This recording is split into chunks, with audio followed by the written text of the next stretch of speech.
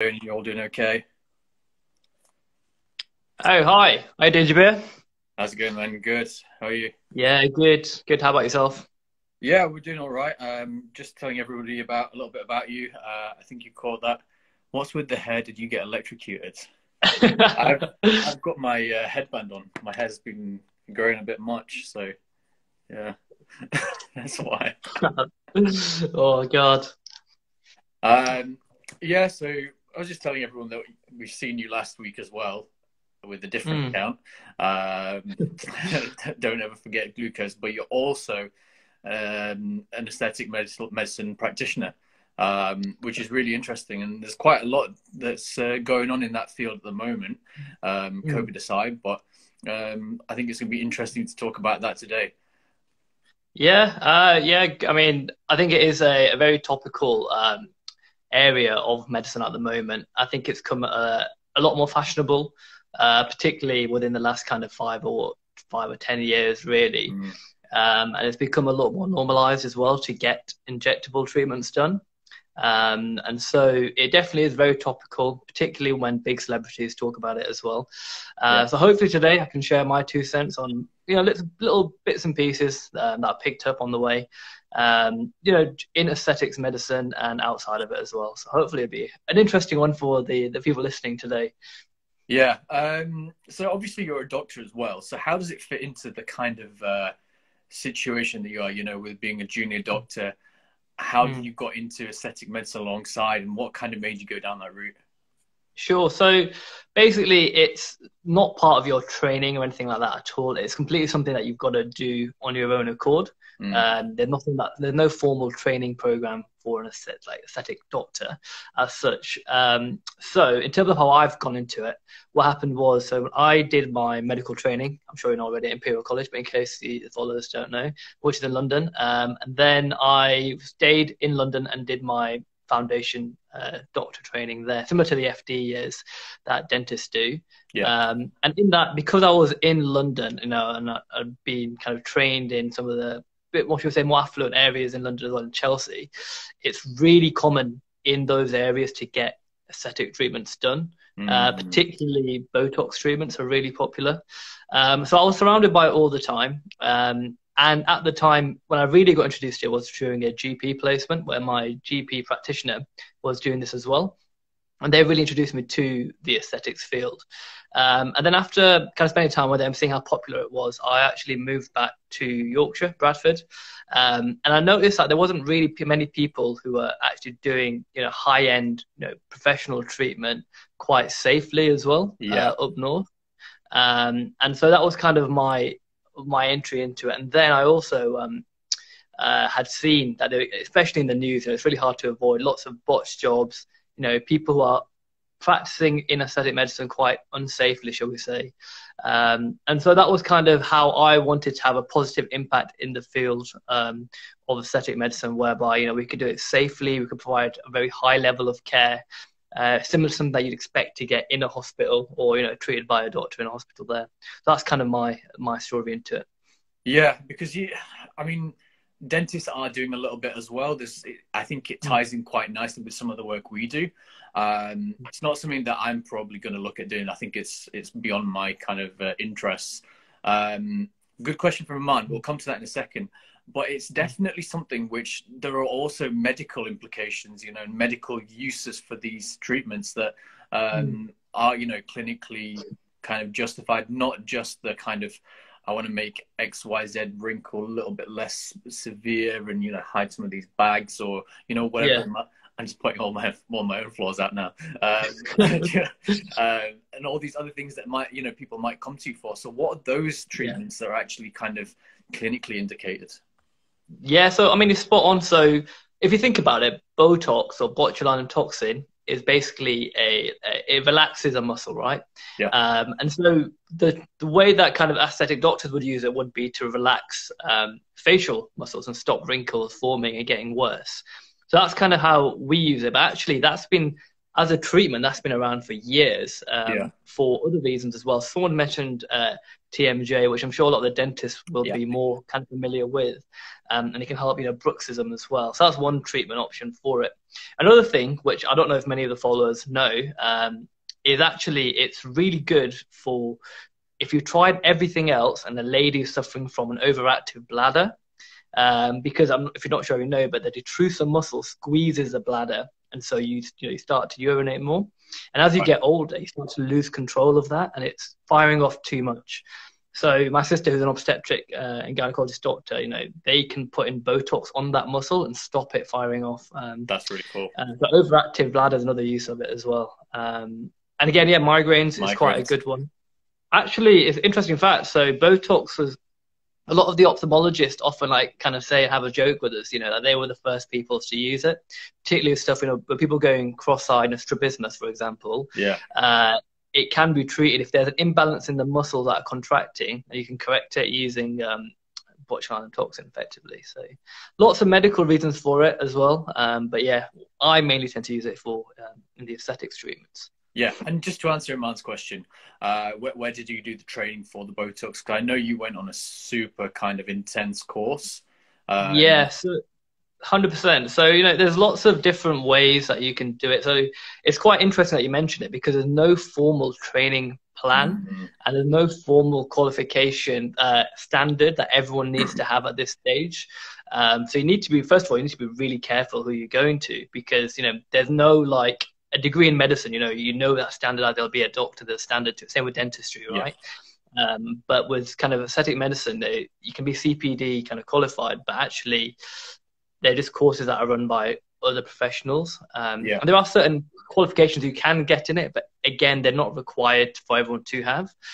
So I went on a course by Derma Medical in London. I went on foundation, advanced, masterclasses, that kind of thing.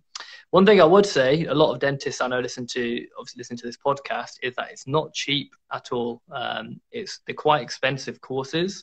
Yeah. So that's something you need to factor in. If it's something that you're interested in, you might want to think about, planning your training out. So do one course, practice it, and then get your eye in, exactly. Yeah. Do you think the level 7 in facial aesthetics, what do you think of the level 7 in facial aesthetics? Do you think it's going to become the standard? I think it's good. I don't know if it will become the standard. I think it is important to have a standard, but I think it'll need to be agreed by a lot of the field, basically, in the aesthetic medicine. Yeah. So some of the big foundations, who support the unions that talk about aesthetic medicine, they're the ones that should come together and form a standard. There are other people that do MSCs in aesthetics as well. So, there are lots of different ways that you can go about it.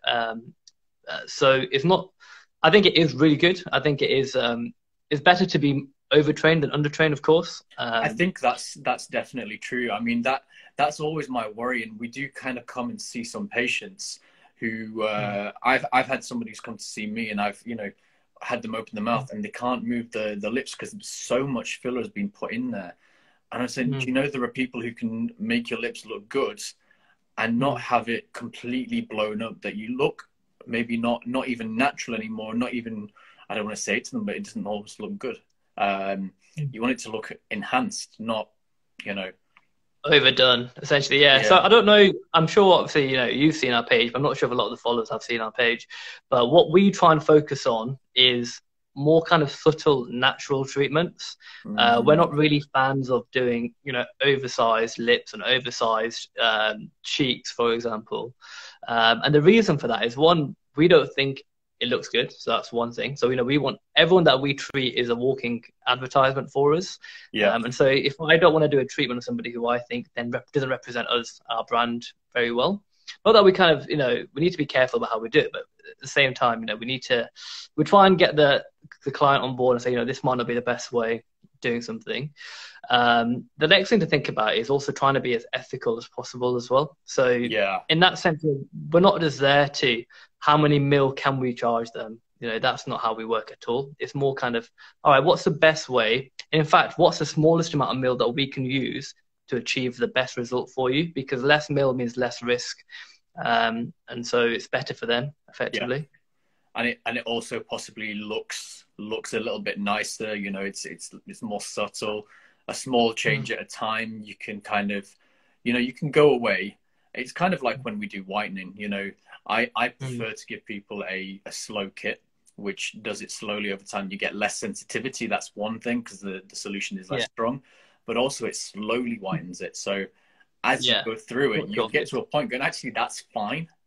And they don't go too far, because if you go too far with whitening, for example, your teeth can get like a bluish tinge. It's almost so translucent, so see-through. There's a bluish tinge behind the tooth, and that stops looking good at a certain point. So you don't want people to go too far.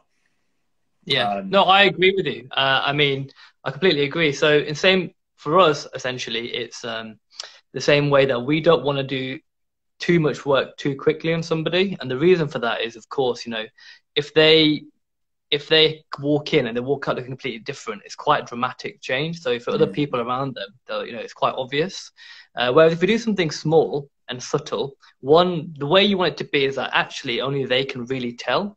But it's a subtle change. If somebody says to you, know, oh, you look a bit different, or you're looking a bit more, you know, rejuvenated, or you're looking a bit more awake or alert. You know, your skin's looking better. That's the kind of compliment you want to receive, because that's when you know they've done a good job, really. Yeah. Sarah's got a great question. Is it true that if you get filler, that it never fully goes away? Because there are cases I've seen of non-surgical rhinoplasties where it's really interesting. After the first recall, there's still some sort of you know, collagen formation that's been put down, that it's not gone back to how it was previously, and now you're doing finer refinements as opposed to a full non-surgical. So that's definitely true. So, you know, if you have a non-surgical rhinoplasty, it's definitely true. So like after the first treatment, you might have used, you know, 0.5 or whatever, but next time you might need less, and that's because you are building up filler. Yeah. Which is what you want to do, and is good, because it means that the results are lasting longer, and if they're good, that's exactly what you want. Interesting thing, you know, I'm not sure if she's trying to allude to this at all, but you know, the fillers last forever. But if she is, what she might be referring to is there's a recent, famous YouTuber who's done a study using MRI scans and has seen dermal filler lasting there. You know, often we tell people 9 to 12 months, actually a bit longer sometimes as well, which is quite interesting. It changes the way you think about it, because obviously, you know, you don't want to use too much. But the best thing about filler, which is what I always tell our clients, is that, you know, if there's something that if it's causing a problem or you're very unhappy with, you can always dissolve filler. As long as it is filler that's there and it's nothing else, you can always dissolve it. And so that's always kind of a good get out of jail card to have in your back pocket if it's something you're worried about. The other thing was kind of interesting to me is you kind of touched on it, the ethical side of being a practitioner. And we're both on social media. You know, you've treated some very high, Iman's dropped it in there already. This is crazy. She's thinking along the same lines of me. So basically, you've treated some high profile guests and patients. Now, obviously, people are going to see photographs of these people, and they're going to be starting to think, oh, I don't look like that, and, you know, get down on themselves a little bit. And, you know, over time, that can have a poor effect on the mental health. And I know, speaking to you previously, you know, because we obviously speak outside of this as friends, you've done some things that you kind of screen for before you have a patient and actually touch them with the filler to make sure that they're in a good state of mind, which is super important these kind of days. Yeah, so they're quite two separate points. So one, you're talking about how can you advertise ethically, which is I'll come on to in a second, but I think that's really important, and I'll talk a bit about the guidelines which have changed recently as well. But just going to your second point, so body dysmorphia is really good. So it's really important that you can spot that as an aesthetic practitioner. So it's really important. So it's really good that somebody's mentioned it there. So I'll talk a bit about it. So body dysmorphia can happen with anything. So people tend to associate it with aesthetics treatments like cosmetic plastic surgery, but it can happen with anything. So a good example that I always tend to give clients as well is a bodybuilder. Being a bodybuilder is a form of body dysmorphia, and often they'll tell, and it's really common, they'll look in the mirror and they'll be huge, they'll be absolutely huge, and they'll say, I look too small. And because what they're seeing, hinting something at me. That's definitely not the case with yourself, but you know, so it's a form of dysmorphia because what they're seeing doesn't correlate with reality. No. What they're looking at is completely different in the mirror, in their mind's eye. You know, that I'm too small, I need to go more to the gym, you know, and that is a form of body dysmorphia. So when you apply that to aesthetics, somebody might come to us and say, Sean, you know, my nose is absolutely too large. I need to do this. I need this, and this doing, and please get rid of it. So obviously that's now really important for me to have a look at the person's nose and examine it, but also to communicate well with them. And it's a lot to do with communication. And I think what really makes or breaks practitioners is their communication skills. So if you can say to someone, look, you know, I don't actually think it's as bad as you think it is, or, you know, sometimes you can become fixated on a particular feature of yours, which is really common as well. It happens to a lot of people. You suddenly become so fixated on one thing, you forget to look at the bigger picture of your face as well. So one thing I would say there is communication is really important. And how you said, and how do you screen for body dysmorphia? There are certain things that would give it away. So for example, if they've got a previous psychiatric history, would be a good one. So certain things that might put you at higher risk would be, you know, symptoms or having a history of depression would be another, wouldn't necessarily say they have it, but, you know, that would put somebody at slightly higher risk. Is that really difficult these days? Because a lot of, you know, young people, probably between the ages of 15 and probably 30, I would say, you know, millennials and maybe even Gen Z are quite heavily affected by dysmorphia. A lot of people have, you know, when you go down that list of things that, you know, symptoms of depression, people can tick off 3 or 4 of the symptoms quite easily. And you're probably somewhere on a spectrum. So is it very difficult for you to kind of make that call? When there's such a kind of, with social media, it's like it's a whole big kind of section of the public who might actually have suffered from these things.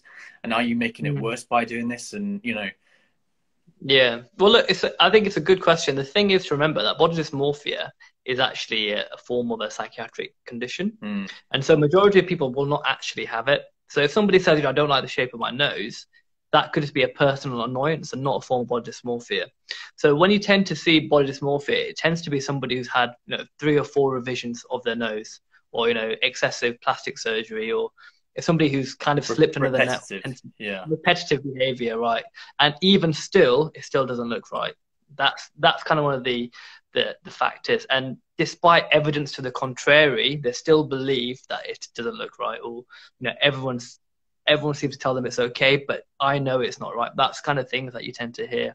So it can be a form of delusion as well. And, you know, I would probably say that majority of people don't actually have body dysmorphia, and it is quite extreme, but it's important to be thinking about it, and that's the first step as a practitioner. Am I doing something here that's going to worsen the patient's mental state, or am I actually going to, you know, help improve their self-confidence, and do something I think would benefit them in a better way, not just the mental health, but also the slight physical appearance that we can do, and balancing profiles and that kind of thing. So it is a fine line. You know, it is something that you need to be on your toes on, particularly, but it's important also not to get too carried away with it as well, which I think, you know, you don't tend to do. But again, I think some of the questions they're talking about there as well.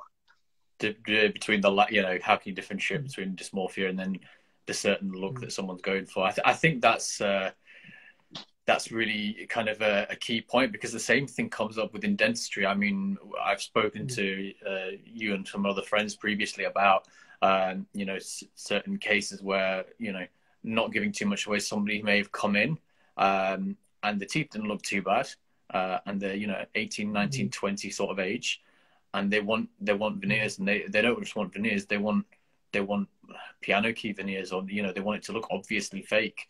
Right. And the minute, I don't know if you know this, the minute that you touch a tooth, 10 years down the line, one of these veneers might snap or chip. You're going to have to redo it. The more times you touch the tooth, the more likely it is to die. The more likely you need a root canal. If you need a root canal, there's the likelihood that that tooth might eventually need to be taken out. Then you're looking at either dentures and implants. So just by doing that at an early age, you may have set this patient off on 100 grand's worth of treatment. Mm. So that's huge, and not just 100 grand's worth. If you lose a tooth, there's evidence that shows that you lose a couple of years of life just by losing a tooth towards the back of the mouth, or I can't remember the exact study, but it reduces the power of your bite by losing a pair of biting teeth. So having that kind of thought in the back of your head, I know it's very different in facial aesthetics, but people are very much living for the here and now. I need to look great in my 20s, and, you know, need the perfect smile, and, you know, the lips have to be perfect, and you know, the nose needs to be perfectly straight, and, you know, all these other little bits and pieces they want doing. But the long-term effects of these are pretty wide-ranging. Is there anything similar that is known kind of in facial aesthetics? So it's not quite the same, because the majority of it tends to be temporary, so it's not kind of long-lasting. One thing as with any injectable treatment, there are risks associated with it. Sure. So, for example, with Botox, you know, you can, for example, if you knock off the wrong muscle or you put it too low, you can give a little bit of a brow droop like that. Or even worse, you give ptosis, which is obviously the eyelid, a little bit of lid lag, which isn't ideal. Again, they only last 3 months, so it might be quite annoying for that 3-month period, but it's not going to cause you long-term issues. In terms of kind of what you said, that, you know, can you spiral out of control? I would agree with you. Yes, you know, people can, you know, spiral out of control, particularly with dermal fillers and Botox. However, our policy is kind of like, you know, everything is good in moderation. So again, with dermal fillers and Botox, it's okay, you know, to have a small amount and, you know, just perk up your face and, you know, have a bit of a lift in your cheeks or whatever. But then there's a fine line when people can start to go too far. And it's something that, you know, I don't think a lot of practitioners actually talk about. And it tends to be more of the opposite, you know, let's show, you know, how many mils can we get in, as opposed to how can we do a good job here without putting in too many mils, or, you know, causing too much, you know, harm. And I think that's probably one of the reasons why non-surgical treatments have like shot up in popularity so much, is that actually it's a lot more accessible. There's no downtime to it. You know, your recovery is quite quick, and you're back to work the same day. So you know, there are the other side of the coin. Actually, because it's so good, it's becoming so popular. Yeah, I kind of I would agree there, because there are cases where a small revision on, you know, a little bump on the nose can make a big difference to personal kind of satisfaction. Absolutely. In the mirror, and also into what's it? No, absolutely. I was going to say, you know, I had one client who started crying, you know, because they were so emotional about the treatment. Wow. I was like, you know, Sean, let me buy you dinner, let me buy you a watch, you know, and it's quite, it's such a nice feeling to see, you know, clients being so, you know, so not just happy, but almost life-changing for them, because for them it's such a big insecurity or a big deal. And for me, it takes me kind of, you know, 5 or 10 minutes. So the fact that I could do that, you know, it's one of the best parts of the job as well. I mean, it feels good to help people in that sense as well. So it's one of the perks, I suppose, of the job. Got a couple of questions. I don't know how long somebody's been kind of, it's been nagging away at someone, for example. You know, it could be something as kind of almost cruel as somebody has, you know, made a nasty comment while they're in school, you know, kind of how kids and teenagers are. You know, some of them might have, you know, made some sort of comment, and, you know, it's kind of stuck there. And you know, every time that person's gone out, they've thought, oh, is it looking really bad today? And I know people do get fixated like that. So it must be incredible to kind of see that difference when, you know, in someone's eyes, especially when they're just like, thank God it's gone, and they can get on with things. If so 100%, I'll just quickly say one thing on that actually as well, is that, you know, people, before they come to see you as a practitioner, maybe less so as a normal dentist, but as a cosmetic dentist as well, they will have been thinking about this for a long, long time, particularly anything invasive. It's not like a kind of impulsive buy that people do if you're walking around the shops. So this is definitely something that's playing on people's mind enough so that they're willing to come to us and be injected. And that's a big kind of responsibility for us as practitioners to then respect them as people, but also then to do the best job that we can and be honest and ethical with them. So thankfully, I think, you know, from our page, we tend to try and educate as much as we try and show off our work as well. And so we do tend to get a lot of our clients who have already done their research and say, you know what, actually, this is what I've been thinking, this is what I think is good or bad. And so it helps us a lot as well. You know, a lot of the communication has already been done, and they're quite realistic with their expectations as well. Yeah. And I could talk for hours about expectation management as well as practitioners. I was going to touch on that in a second, but we'll go through these 3 questions first. Can you tell if someone's had facial aesthetics done by someone else, even if it isn't very obvious? Absolutely. So this is something that you probably will never think about until you start practicing as an esthetician or doctor, dentist, you know, a medical professional. Suddenly, everywhere you go, you start looking at people's faces and think, I know what you've had done, or you've had something done there, or, you know, something doesn't quite look right there. So that's something I found quite funny, actually, that I find myself walking around, you know, the shopping centre or whatever, and I'll just be looking at people and be thinking, you know what it feels like to stare at teeth now when you're in, you know, sat down at the cafe or something. I can imagine, yeah, you guys will be looking at my teeth all the time. Yeah, yours are fine, don't worry. So I would say yes, you definitely can start to tell when people have had treatment done, just because you see it so often. You know what to look for, and the kind of treatments people tend to get done as well. So yeah. Yeah, another really good question here from Sarah. If someone has had some filler regularly done, does it eventually kind of make the skin resistant? So I've just lost the question. I'm trying to find it. Yeah. So does it make skin resistant? So the first thing you got to remember is that it's not related almost certainly to the skin. So it's your body's metabolic rate that tends to break filler down. And so it very much varies from person to person. So if you're quite a young, fit, healthy person who's constantly running marathons every day, then your metabolic rate will be faster than somebody, you know, slightly older, bit more sedentary lifestyle. So their filler might not last as long. Yeah. With regards to getting resistant to it, it doesn't tend to happen as much with fillers. I mean, of course it can happen, but it tends to happen more with Botox treatments, actually. So you tend to start needing higher doses. Right, okay. Yeah. Is that to do with like action potentials or something? I'm pulling out some biology, notes here. Yeah, botulinum toxin works by acting on the receptors. Yeah. So your body will eventually just make more receptors and try and combat it. So what you do then is you increase the dose of the botulinum toxin, which effectively, you know, solves the problem for you. But then it shows that they're getting tolerant to it, they're getting resistant to the botulinum toxin. Yeah. So someone might off needing 50 units, start needing 100 units, and so on.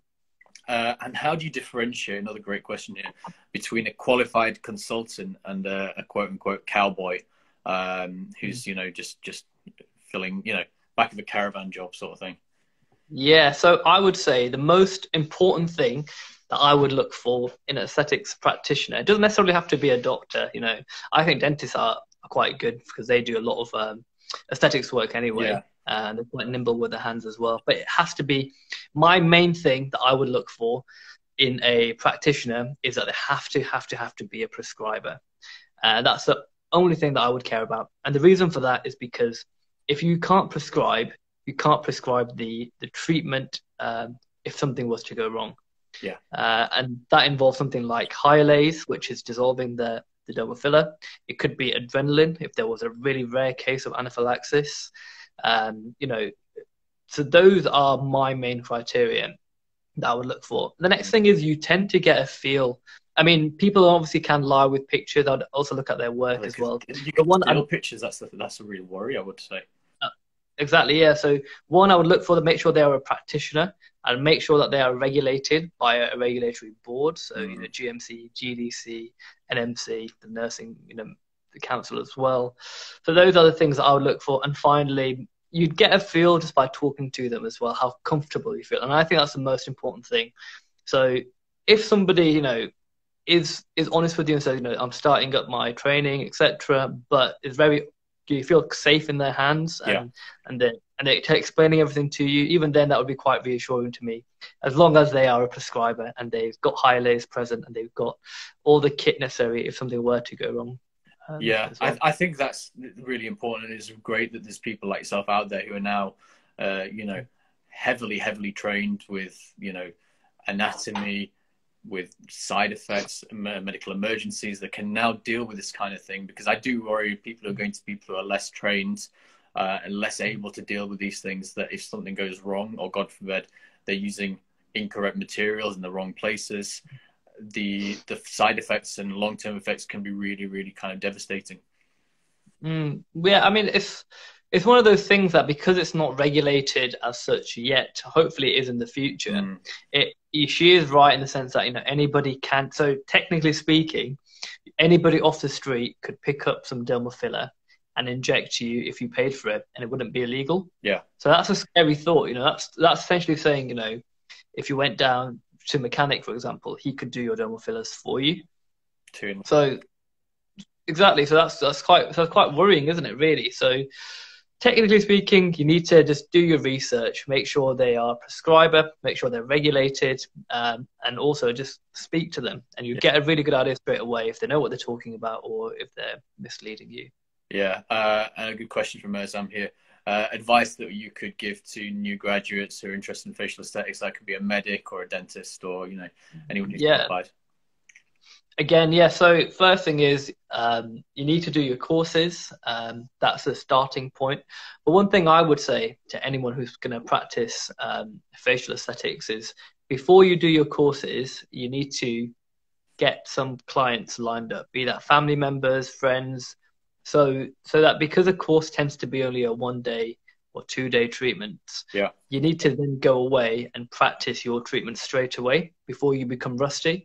Because sometimes you can get that phobia of, hang on, I don't feel comfortable injecting somebody's lips. I've not done it for 4 months. And I have quite a few friends who've done the course, can't get any clients to begin with, and then they've become fearful and they've lost that interest. So the greatest advice I could give anyone who's interested in facial aesthetics is before you book your course date, try and line up at least 3, 4, maybe 5 clients that you can do and have a variety of treatments, and just to build your confidence and build your portfolio. Because like somebody mentioned earlier, you don't want to go to somebody the first time they'll be injecting somebody's face.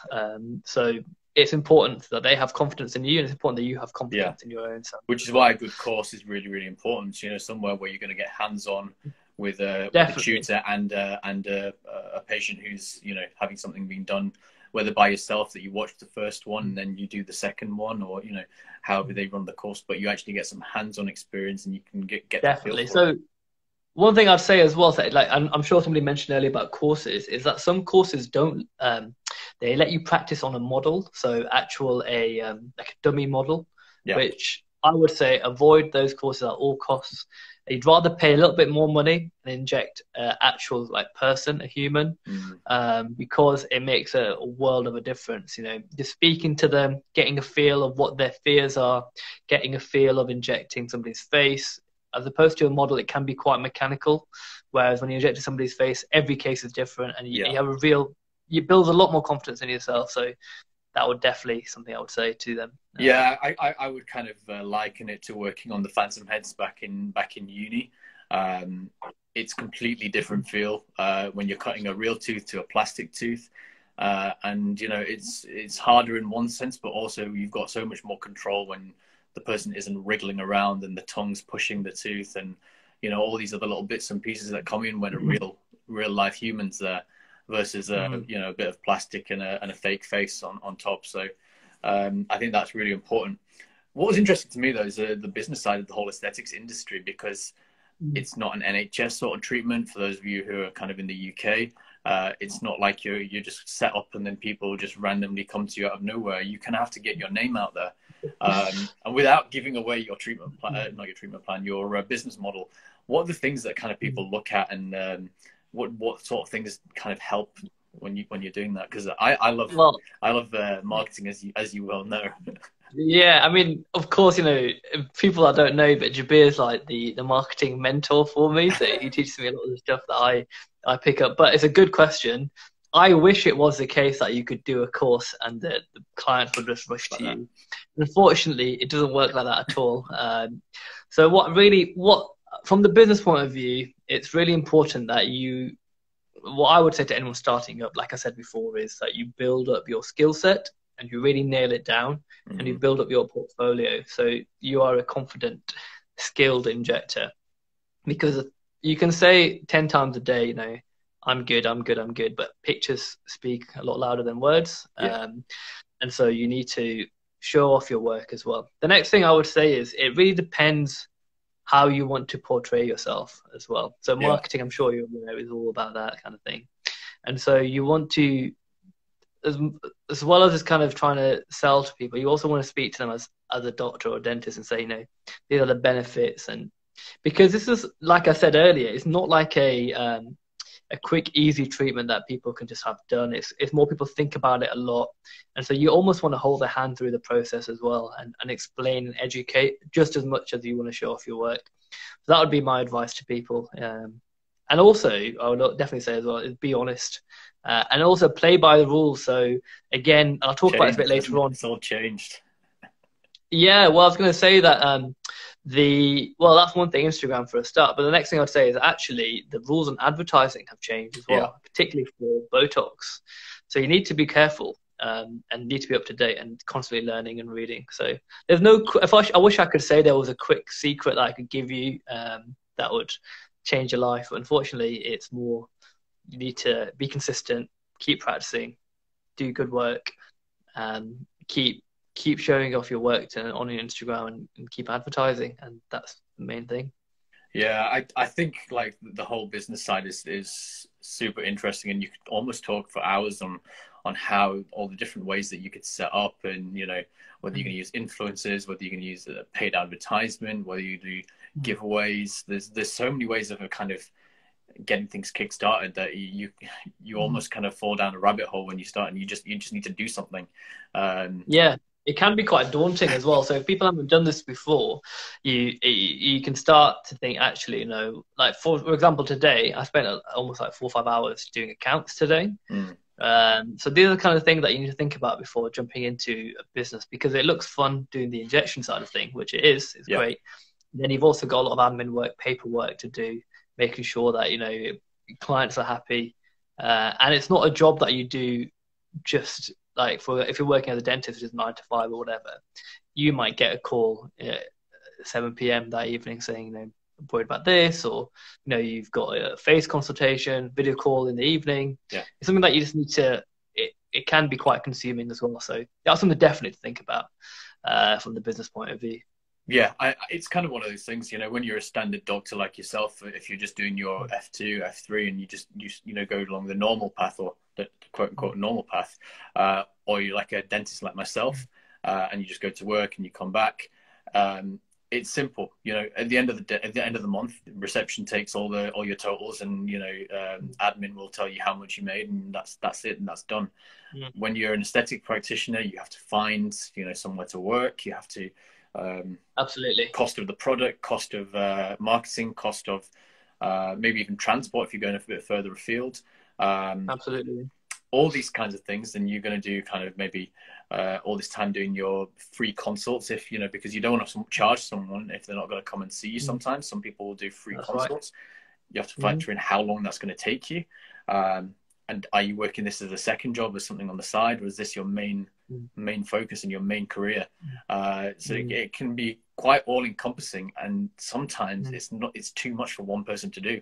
And I would definitely say that's where the difficulty comes in. I think that's kind of answers Amina's question, where the challenges you face as a dentist and an aesthetic consultant, or a doctor and an aesthetic consultant. I would say it's got to be something that you enjoy doing. If you're just doing it to, you know, kill time, or I've heard it's great, I heard being a aesthetic doctor is great, you'll find yourself, you know, being washed out quite quickly. Whereas if it's something that I'm looking forward to, you know, like I actually get excited, or wow, I've got a full day booked, you know, or it's something that you're looking forward to, then it doesn't feel like it's hard work. You almost feel like I'm excited for the day, or it's going to be an interesting day of what lined up. And so it's one of the most important things that for anyone to succeed in aesthetics, that you need to be almost enjoying it as well, enjoying the journey just as much as doing it, you know? Yeah, I think that's true with all work though. Like, I mean, just imagine I'm on, I think episode 62 since lockdown. Imagine that I'm doing this and I'm hating every single chat I have with people, and it's like, oh, I've got another one today. I think there's only one time I've cancelled one, and I just wasn't feeling up to it on that day. And you know, some stuff had gone down. I was like, I don't want to do one today. And I told the guy, he's fine, we're rescheduling. But can you imagine going to work or doing something on the side as a side thing every single day, and you just hate it, but you're doing it anyway? That's crazy. Even if That's you yeah. well, that's crazy. That's not what you want to be doing. Yeah, 100%. You need to do something that you actually enjoy, and look forward to. And that's also one of the reasons I think why you would also become successful, because you're always thinking of what else can I do? Or this looks interesting. You know, when you're out and about, you're thinking, how can I improve this? Or you're watching YouTube videos on, I'm not sure from a dental point of view, but like different skills that you can learn. So as long as you're always learning and growing and you're actually curious about it, then it's undoubtedly that eventually you'll find some success in it. Yeah, I think that's key, and there's been plenty since COVID started of, you know, dentists just showing off their skills and teaching other people. And I think Nicky Dent in the comments there, he's watched every webinar going, so he's definitely enjoying things there. Big shout out to you, man. But yeah, it's one of those things. Once you find that passion of what you're doing, then, you know, just go for it. You know, because even if at the end you don't make lots of money, but you're doing something you enjoy, how can you complain about that? I'm a firm believer in that. I mean, I always say if you're not enjoying the journey, there's no point in you doing it at all. If your aim is one day I'll get a big payout or whatever, then that's not really the way. I think it's not the best way of doing something. No. As long as you're actually enjoying the journey, no matter what happens at the end of it, you'll be happy. So that's my take on it. I suppose everyone's different. I can't speak for everybody. Some people enjoy the burn and the toil for one great payout one day or whatever. So I can't speak. No, I can't. I couldn't do it. I mean, you know me. I'm the biggest chiller going. Like, I'm not going to say I'm the laziest guy going, but I definitely like to have my downtime and the time where I can just, you know, unwind and stuff. So if there's something that's stressing me out, I'm the kind of person who would just kick it. It's gone. I'm never doing that again.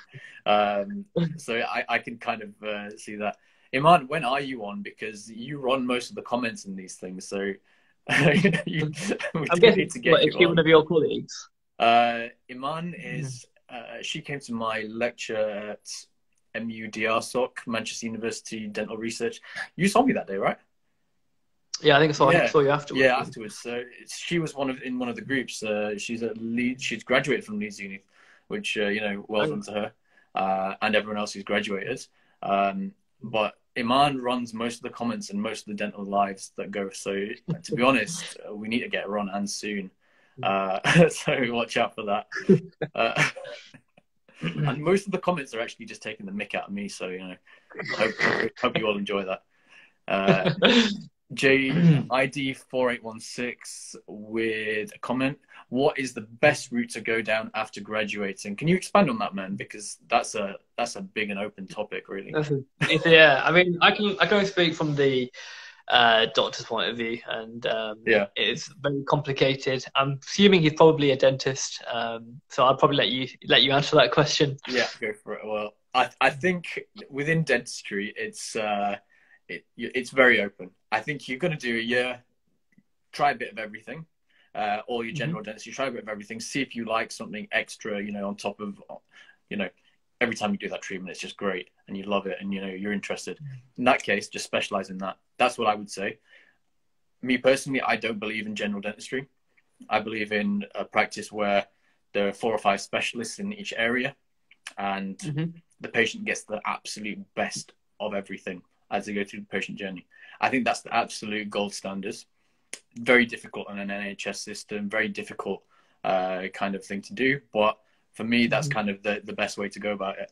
If you're someone who enjoys helping those who are, you know, less able to pay for own treatment, then free clinics, you know, pro bono work, NHS work is great because you do get to treat people who would otherwise not be able to afford private treatment.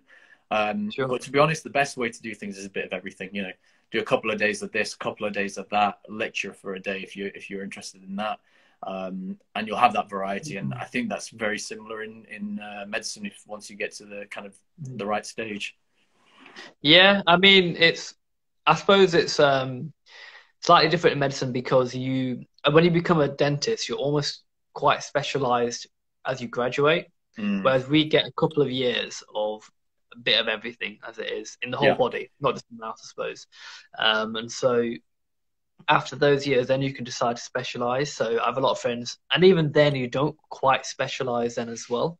So you just kind of narrow your alleyway down. So I have a few friends who have decided that they want to be a surgeon, but they still haven't decided what type. They're not just stuck in a stone of what kind of surgeon they're going to be.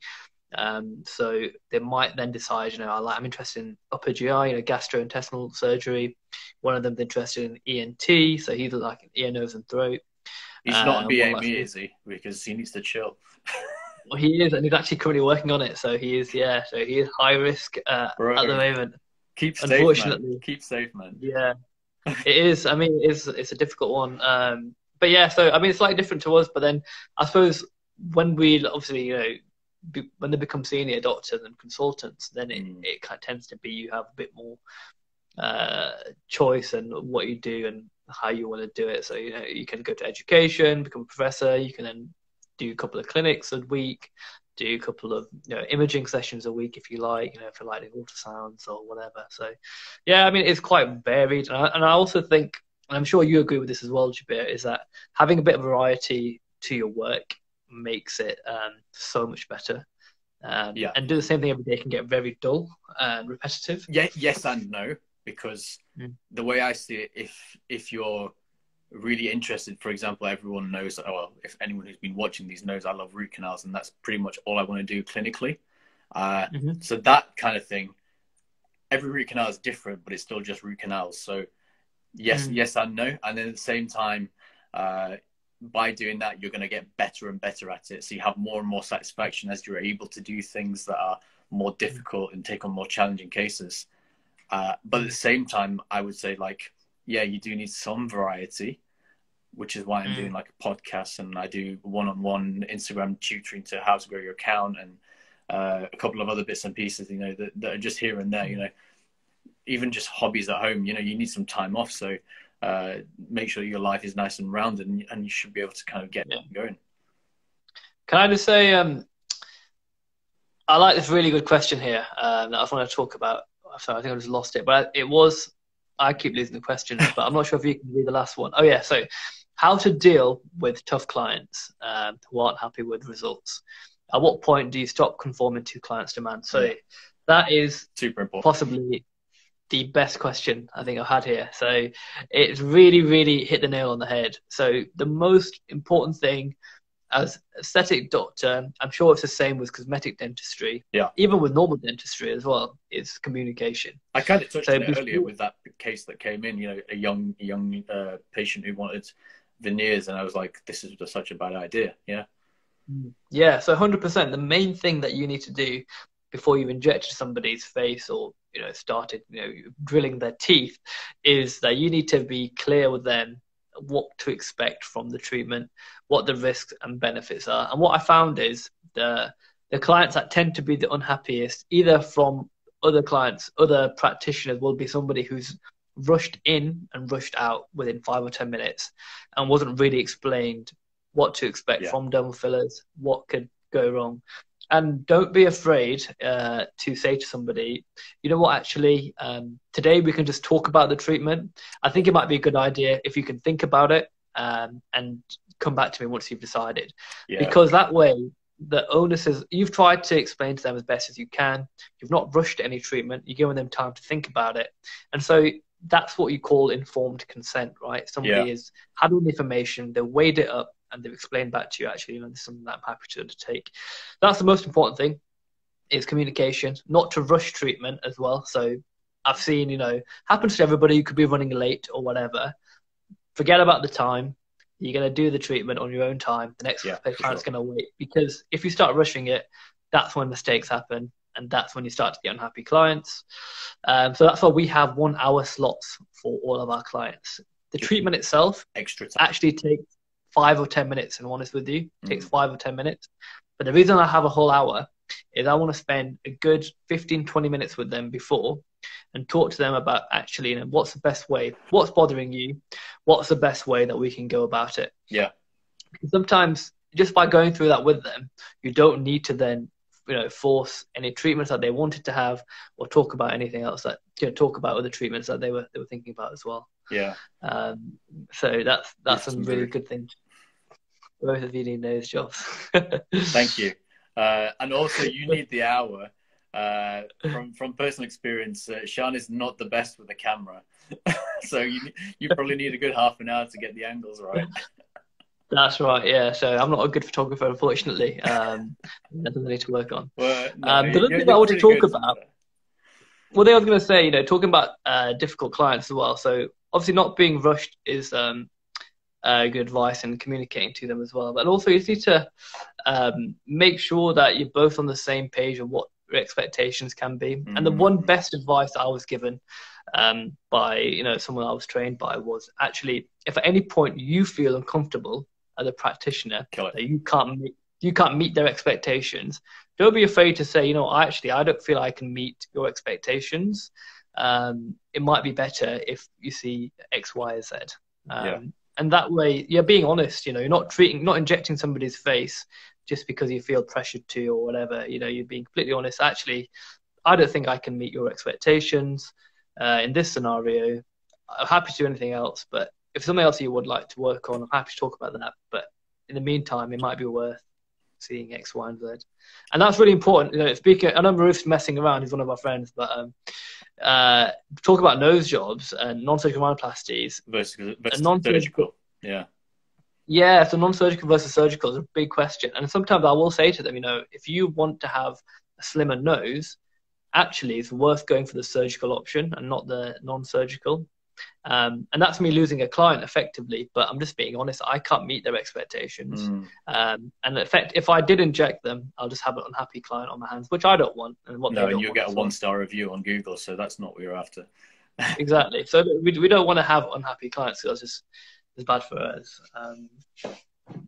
So Bruce is making me laugh right now.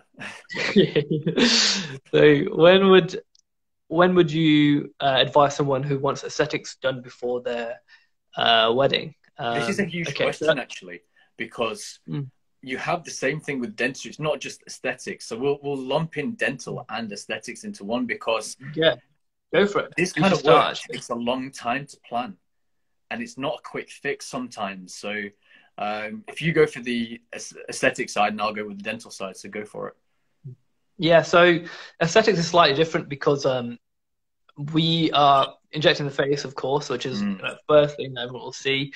And also, our side effect can have a little bit of bruising and swelling on the face, which is the first thing that will be visible before they've even smiled. So that's the last thing that you will want on your wedding day, to have any bruising and swelling on your face. So we always say to people, minimum 6 weeks before your wedding, ideally about 3 to 4 months before. And the reason for that is, fine, your swelling and bruising might have gone down, but you want your features to settle in. You don't want them to be kind of fresh and new. You want them to be kind of settled in. You want your the makeup to sit correctly as well. And the only way you'll be able to do that if you do it early and allow itself to relax. And a lovely message from Sarah. Your nose is lovely, Dr. Sean. It suits your face. Ignore Maruf. Don't worry, Maruf is one of my best friends, so I've not taken it personal at all.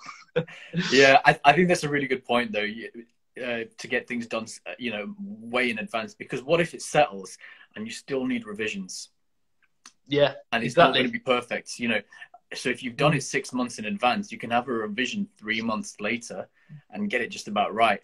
And the same thing comes with the dental side, because, okay, if your teeth are straight and it's just the color, cool. We can do that 4 weeks before the wedding, and we can lighten things up nice and slowly and get them to the perfect whiteness. But if things are, out of line, then the best thing to do for things that are out of line is moving them orthodontically. Orthodontics can take 18 months. So this is a long timeline.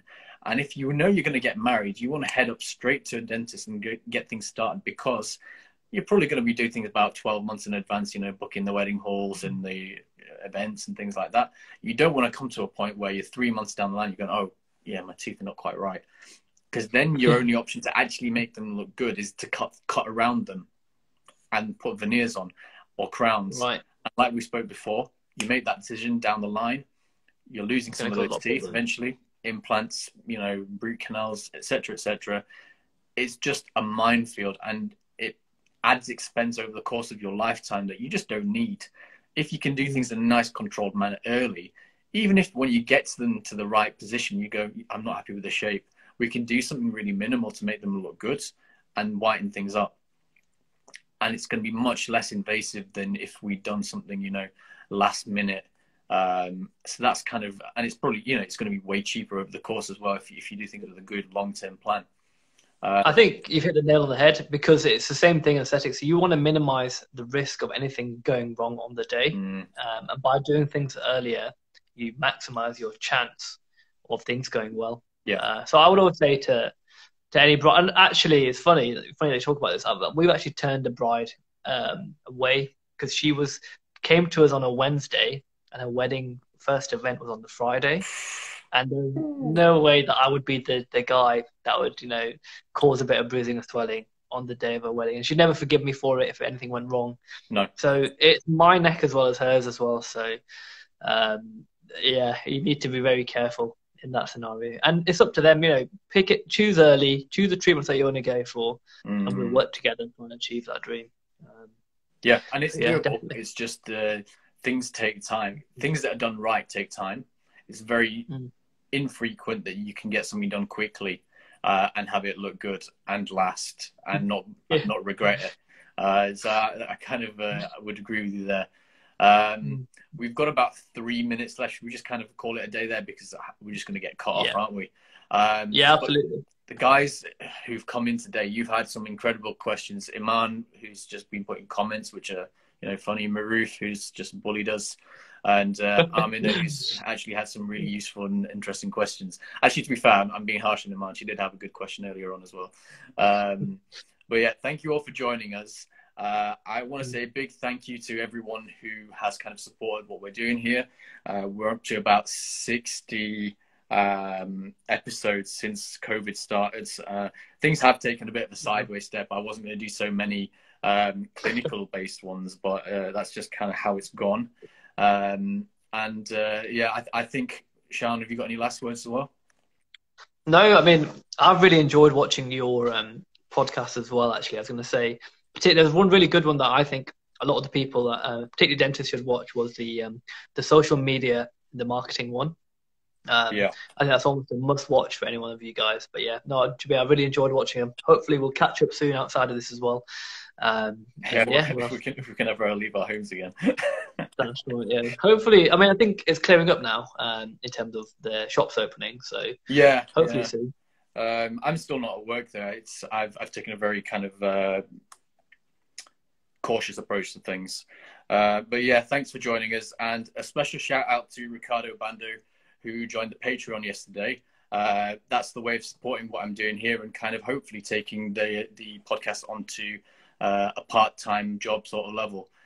Absolutely, we'll be doing another podcast and live some point. I really enjoy kind of talking to Sean. He's one of my best friends, so we have a pretty good relationship and kind of banter going as well. If you guys are interested, go over to Rejuveo Aesthetics. Make sure you're following those guys. Really incredible work they've done, and some very interesting clients that they've had as well. So you might see some familiar faces there, and kind of, you know, make sure that you're well and up to. There's Dr. Ricardo there, Dr. Obando DMD. Give him a follow as well. One of my Patreon members. But yeah, thank you guys for joining us, and catch up again tomorrow. We'll be talking to Trish Lakhani, who is a new graduate and is also she's going for Miss Universe UK. So that's going to be really interesting. Something a bit different. A much more attractive podcast guest than me. The nose is doing. It's a big upgrade from me then, I'm guessing, right? All right, sweet. Guys, we'll catch you later. Bye. See you later. Bye-bye.